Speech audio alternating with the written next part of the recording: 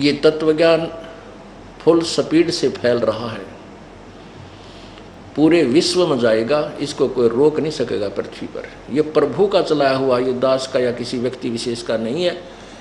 और परमात्मा के मार्ग में जो बाधा करेगा, उसके बीच में खड़ा होगा, आंट लगाने की चेष्टा करेगा, वो तो उस अंधे गधे जैसा होगा। एक अंधा गधा था और वो रेलगाड़ी की पटरी के बीच में खड़ा था। रेलगाड़ी आ रही थी, अब उसने देखा गड़गड़ गड़गड़ करती हुई कोई वस्तु आ रही है।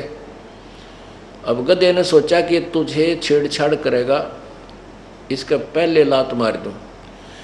अब ट्रेन ने तो वहाँ आना ही था, पर क्योंकि उसका मार्ग था और मार्ग में अंधा गधा खड़ा, और वो ने सोचा कि आन देश ने मेरा निकट, इसका लात ठोकूंगा, ये मुझे डिस्टर्ब करने आ रहा है कोई वस्तु।